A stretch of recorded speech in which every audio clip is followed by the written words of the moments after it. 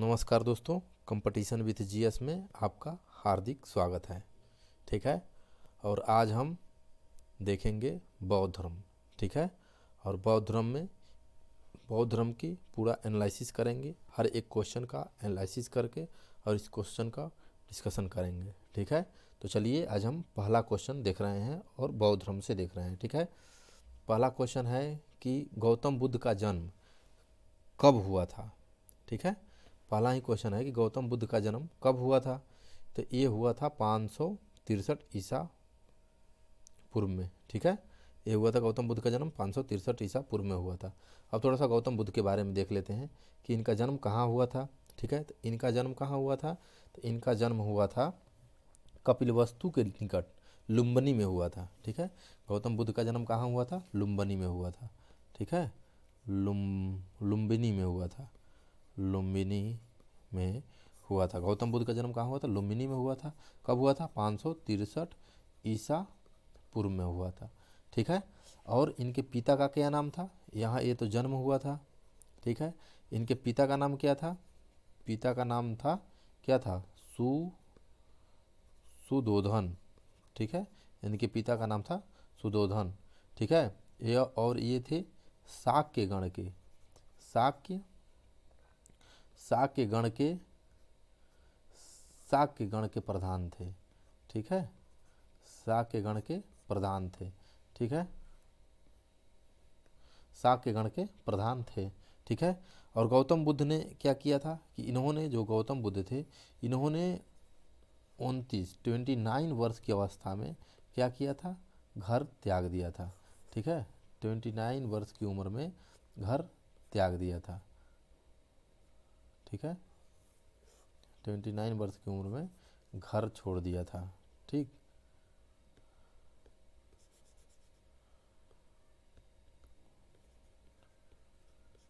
ठीक है। 29 वर्ष की उम्र में इन्होंने घर छोड़ दिया था। और ठीक है।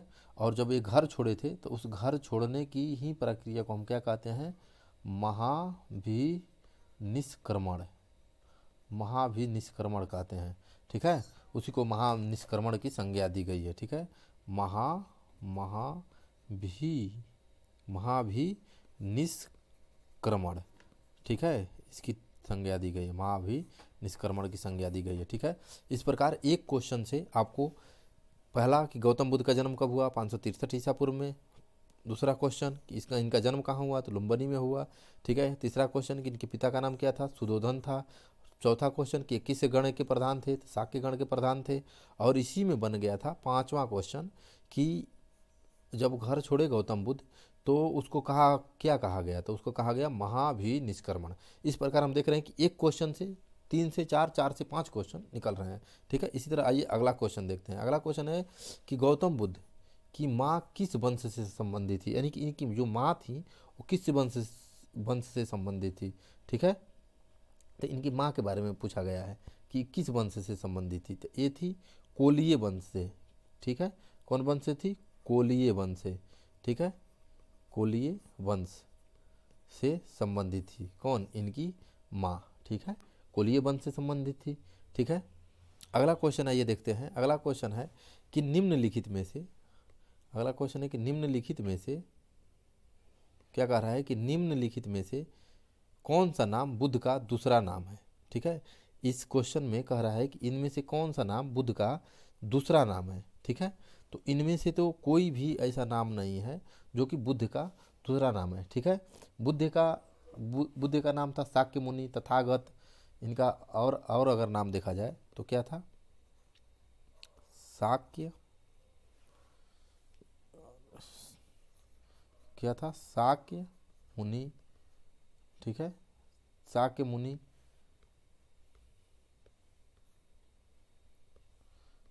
शाक्य मुनि था। ठीक है। फिर दूसरा नाम क्या था, तथागत था। शाक्य मुनि, तथागत, तथागत था। ठीक है। यही नाम से इनको हम जाना जाता है। ठीक है। और जो आद्य गुरु शंकराचार्य थे उनको प्रछन्न बौद्ध या छिपा हुआ बौद्ध मार्ग कहा जाता है। ठीक है। और भी नाम है इनके, पार्थ, प्रछन्न, मिहिर, गुडाकेश और गुडाकेश, भगवान बुद्ध, ठीक इसी प्रकार ये सब अलग अलग नामे हैं। ठीक है, अगला क्वेश्चन हम देख रहे हैं कि बुद्ध के जीवन की किस घटना को महाभिनिष्क्रमण कहा गया। यानी कि ये बोले थे ना, देखे थे उधर कि किस घटना को हम महाभिनिष्क्रमण कहे थे, बुद्ध की किस घटना को महाभिनिष्क्रमण कहे थे। तो उसमें देखे थे तो उनका गृह त्याग जो था, घर के त्यागने को ही महाभिनिष्क्रमण कहा गया। घर कितने वर्ष की उम्र में त्यागे थे, तो महात्मा बुद्ध घर त्यागे थे 29 वर्ष की अवस्था में इन्होंने घर को त्याग दिया था। ठीक है, चलिए ठीक, अगला क्वेश्चन हम देख रहे हैं कि निम्नलिखित में से किस राजा के एक अभिलेख से सूचना मिलती है कि शाक्य मुनि बुद्ध का जन्म लुम्बिनी में हुआ था। ठीक है, इनमें से कौन सा राजा था जिसके अभिलेख से हमको पता चलता है कि शाक्य मुनि, यानी कि इनका एक और नाम था शाक्य मुनि, बुद्ध का जन्म लुम्बिनी में हुआ था। तो वो अशोक का शिलालेख था, उससे हमको पता चलता है कि इनका जन्म कहाँ हुआ था, लुम्बिनी में हुआ था। ठीक है, लुम्बिनी में हुआ था। ठीक,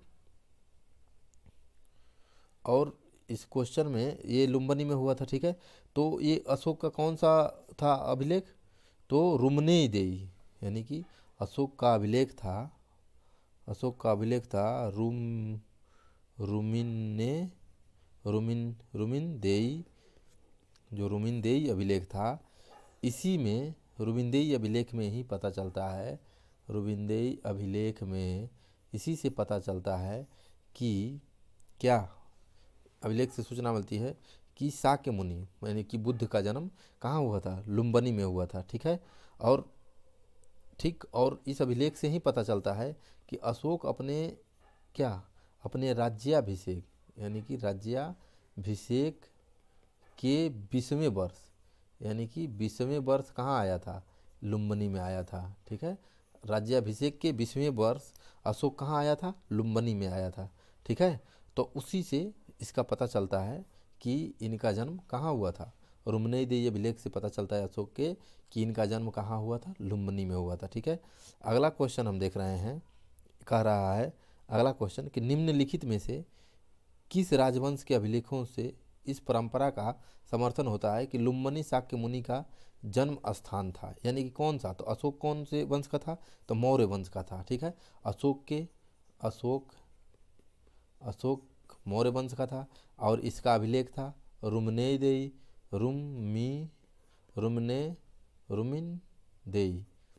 रुमिनदेई अभिलेख था।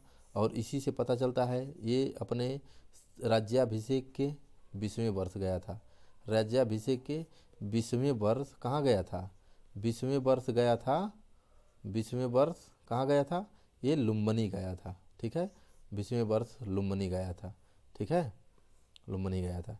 ठीक, अगला क्वेश्चन हम देख रहे हैं कि क्या कह रहा है कि निम्नलिखित में से कौन एक अशोक का अभिलेख इस परंपरा की पुष्टि करता है कि गौतम बुद्ध का जन्म लुम्बिनी में हुआ था। तो सीधा सीधा बात, रुमनीदेई स्तंभलेख, रुमनीदेई स्तंभलेख सत्यापित करता है कि इसका जन्म कहाँ हुआ था, लुम्बिनी में हुआ था। किसका अभिलेख, अशोक का अभिलेख था।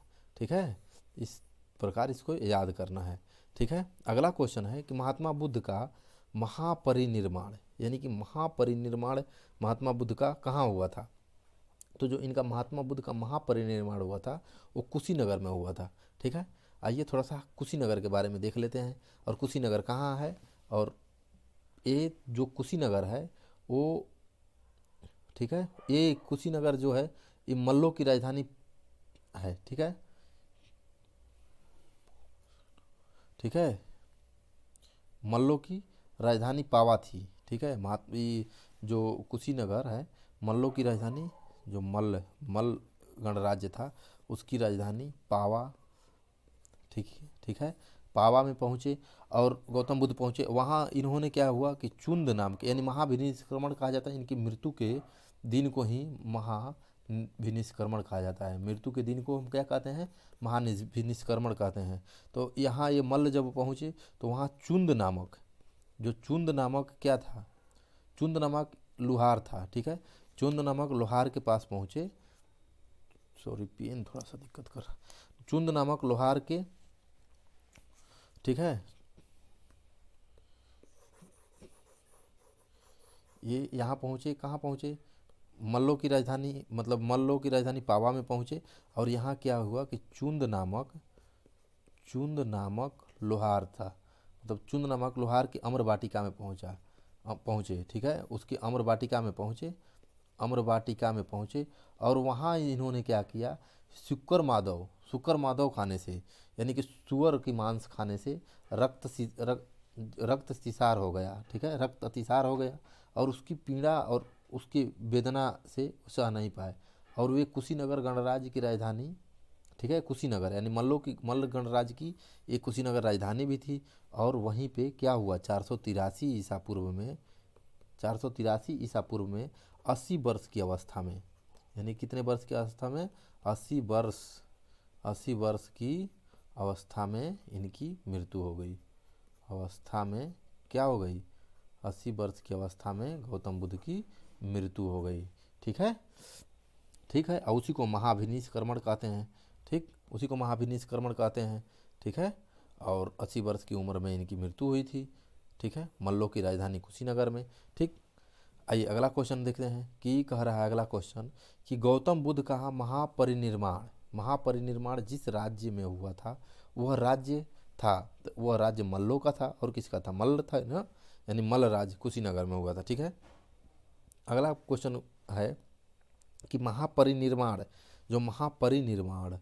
मंदिर अवस्थित है, यानी महापरिनिर्माण मंदिर कहाँ स्थित है, तो कुशीनगर में अवस्थित है, क्योंकि यही महापरिनिर्माण हुआ था गौतम बुद्ध की। कब हुआ था, 483 ईसा पूर्व में, 400 ईसा पूर्व में, और 80 वर्ष की अवस्था में हुआ था, 80 वर्ष की अवस्था में हुआ था। ये कुशीनगर है, मल्लों की राजधानी थी, मल्ल गणराज्य, यानी मल्ल गणराज्य की क्या थी, राजधानी थी, ठीक है, राजधानी थी। ये जब 16 महाजनपद देखेंगे तो उसमें सभी महाजनपदों में ये भी एक जनपद था, ठीक है। अगला क्वेश्चन है कि कश्मीर है, कश्मीर में कनिष्क के शासनकाल में जो बौद्ध संगति आयोजित की गई थी, ठीक है, आयोजित हुई थी, उसकी अध्यक्षता किसने किया था, ठीक है, तो इसकी अध्यक्षता किसने किया था, ठीक है, तो अध्यक्षता किसने किया था, तो वसुमित्र ने किया था। क्या कह रहा है कि कश्मीर में कनिष्क के शासनकाल में जो बौद्ध संगति आयोजित हुई थी उसकी अध्यक्षता किसने की थी, तब वसुमित्र ने की थी। ये चौथी बौद्ध संगति थी। आइए हम पहला, दूसरा, तीसरा और 4 बौद्ध संगतियाँ हुई थी, तो चारों बौद्ध संगतियाँ का काल देख लें, ठीक है, उसके बाद आगे बढ़ते हैं। तो चौथी बौद्ध संगति किसके काल में हुई थी, तो कनिष्क के काल में हुई थी। कहाँ हुई थी, कुंडलवन कश्मीर में हुई थी, ठीक है, कहाँ हुई थी, कुंडलवन कश्मीर में हुई थी, ठीक है। प्रथम कब हुई थी, 483 ईसा पूर्व में, ठीक है, प्रथम हुई थी 483 ईसा पूर्व में, 483 ईसा पूर्व में, यानी कि गौतम बुद्ध के मृत्यु के जस्ट बाद ही हुई थी। स्थान ये हुई थी राजगृह में हुई थी, ठीक है, राजगृह में हुई थी। और इसकी अध्यक्षता कौन किया था, महाकश्यप किया था, वही उसी का नाम है, महाकश्यप, इसको महाकश्यप या महाकश्यप बोलते हैं, या क्या बोलते हैं, महाकश्यप, ठीक है, महाकश्यप, ठीक है। दूसरी बौद्ध संगति जो हुई थी, यानी कि दूसरी कहाँ हुई थी, जो दूसरी बौद्ध संगति हुई थी, ये दूसरी बौद्ध संगति हुई थी जो, तो वो हुई थी इनके मृत्यु के 100 वर्ष बाद, याद करने का, ठीक, 100 वर्ष बाद, यानी कि 383 ईसा पूर्व में, ठीक है, 383 ईसा पूर्व में हुई थी। और वो कहाँ हुई थी, वो हुई थी वैशाली में, ठीक है, वैशाली में हुई थी, ठीक है। और ये उस समय राजगीर में, उस समय राजा कौन था, किसके राजकाल में हुई थी, तो उस समय राजा था अजातशत्रु था, ठीक है, अजात शत्रु, ठीक है, अजातशत्रु था। दूसरा हुई थी वैशाली में, इसकी अध्यक्षता किसने की थी, तो सुब्बुकामी ने की थी, यानी कि सुब्बुकामी, इन्होंने अध्यक्षता की थी, ठीक है। और उस समय राजा कौन था, तो उस समय राजा था कलाशोक था, यानी कलाशोक था, ठीक है। और तीसरी जो बौद्ध संगति हुई थी, वो तीसरी बौद्ध संगति कहाँ हुई थी, तो तीसरी बौद्ध संगति हुई थी 247 ईसा पूर्व में, ठीक है। और ये कहाँ होगी, यानी कि ये हुई थी पाटलिपुत्र में हुई थी, ठीक है, पाटलिपुत्र में हुई थी। इसकी अध्यक्षता किसने की थी, तो इसकी अध्यक्षता की थी मोगलीपुत्र, यानी कि मोगलीपुत्र मोगलीपुत्र तिस ने की थी, मोगलीपुत्र तिस ने इसकी अध्यक्षता की थी, ठीक है। और ये किसके काल में हुई थी, जो पाटलिपुत्र वाला मतलब हुई थी, तो ये किसके काल में हुई थी, तो ये जो अशोक था, अशोक के काल में हुई थी, ठीक है, अशोक के काल में। और चौथी बहुसंगति कुंडलवन कश्मीर में हुई थी, यानी कि कब हुई थी, प्रथम ईस्वी में हुई थी, यानी चौथी जो हुई थी तब फर्स्ट ईस्वी में हुई थी, ठीक है, प्रथम ईस्वी में हुई थी, ईस्वी में हुई थी। और ये कहाँ हुई थी, कुंडलवन कश्मीर में हुई थी, कुंडलवन कश्मीर, कश्मीर में हुई थी, ठीक है। और इसकी अध्यक्षता किसने की थी, तो अश्वघोष ने की थी, यानी किसने की थी, अश्वघोष ने की थी। एक मिनट, पेन बहुत दिक्कत कर रहा है, अश्वघोष ने की थी, ठीक है, किसने की थी, अश्वघोष, अश्वघोष ने की थी, ठीक है। अश्वघोष ने की थी, जो नहीं सॉरी, अश्वघोष थे इसके उपाध्यक्ष थे, ठीक है। उस समय क्या थे, अश्वघोष, अश्वघोष थे उपाध्यक्ष, अश्व अध्यक्षता की थी, वसुमित्र ने अध्यक्षता की थी, अध्यक्ष थे कौन, अध्यक्ष थे वसुमित्र, वसुमित्र थे, ठीक। और उपाध्यक्ष कौन थे, अश्वघोष थे, अश्वघोष थे, ठीक है। और किस राजा के काल में हुई थी, कनिष्क के काल में हुई थी, कनिष्क के काल में ये हुई थी, कुंडलवन कश्मीर में चौथी बौद्ध संगति, ठीक है। इस प्रकार हम सभी बौद्ध संगतियों को भी देख लिए। प्रथम बौद्ध संगति हुई थी 483 ईसा पूर्व में, स्थान था राजगिरी, और अध्यक्ष थे महाकश्यप या महाकश्यप, ठीक है, और शासक था अजातशत्रु। दूसरी बौद्ध संगति हुई थी 383 ईसा पूर्व में, और उस समय कौन था, 100 वर्ष बाद हुई थी। उस स्थान कहाँ था, वैशाली था, और उस समय अध्यक्ष थे सुब्बू कामी थे, और राजा था कलाशोक। और तीसरी बौद्ध संगति हुई थी 247 ईसा पूर्व में, पाटलिपुत्र में हुई थी, ठीक है।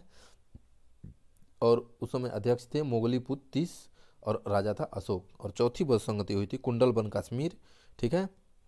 और अध्यक्ष थे वसुमित्र, उपाध्यक्ष थे अश्वघोष, और राजा था कनिष्क, ठीक है।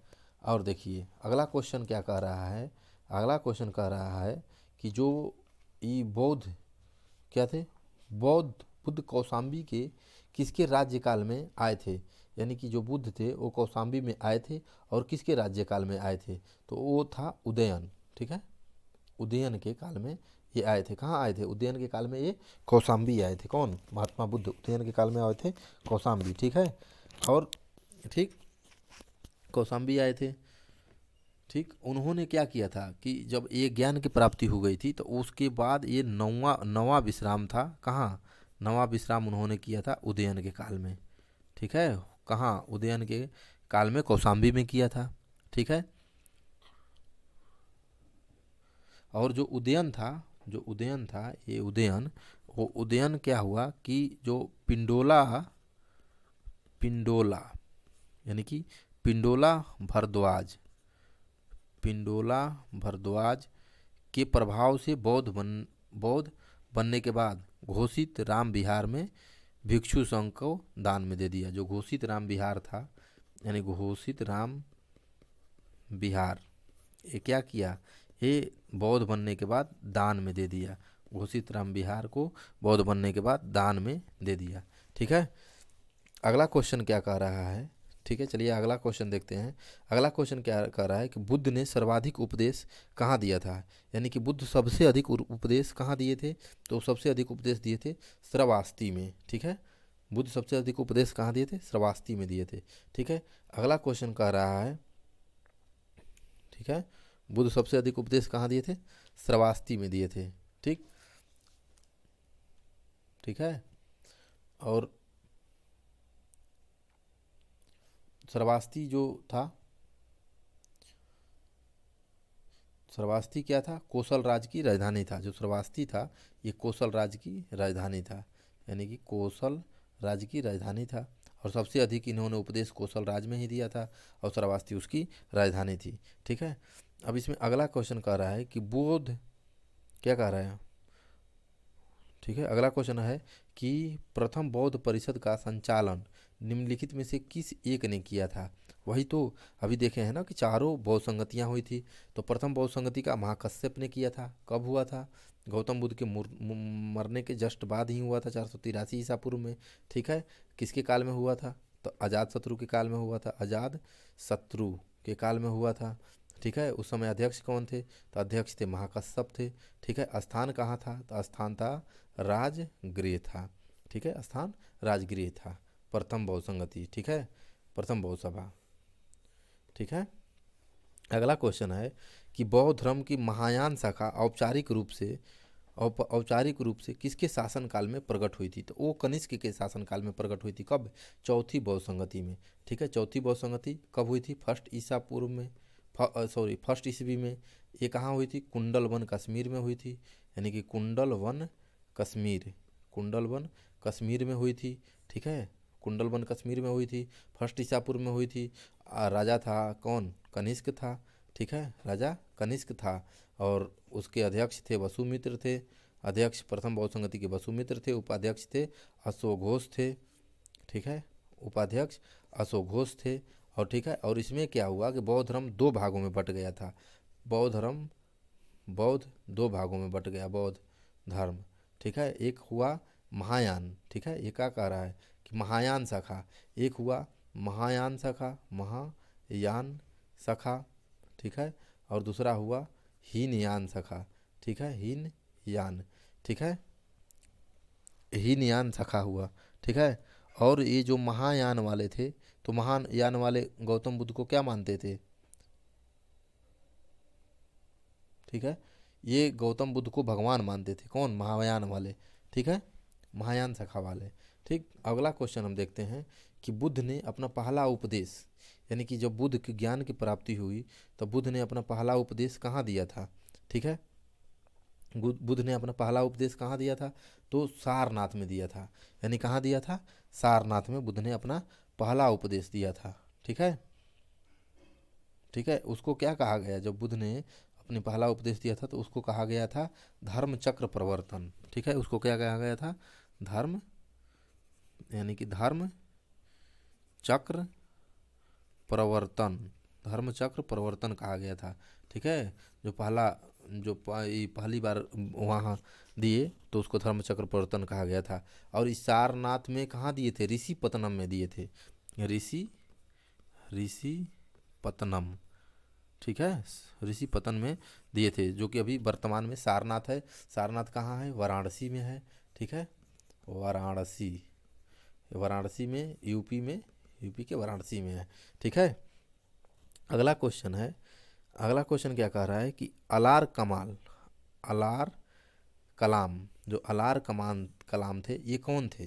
तो ये कौन थे? तो बुद्ध के गुरु थे। कौन थे? महात्मा बुद्ध के गुरु थे। ठीक है, तो जब महाअभिनिष्क्रमण हुआ, यानी कि जब बुद्ध ने घर से निकल गए थे, जब घर छोड़ के निकल गए थे, तो इन्होंने ज्ञान की खोज में अलग अलग जगह पे गए, ज्ञान की खोज में भटकते हुए गए। तो सबसे पहले इन्होंने गया कहाँ? अलार कलाम के आश्रम में भी इन्होंने ज्ञान की खोज में गए थे। कहाँ?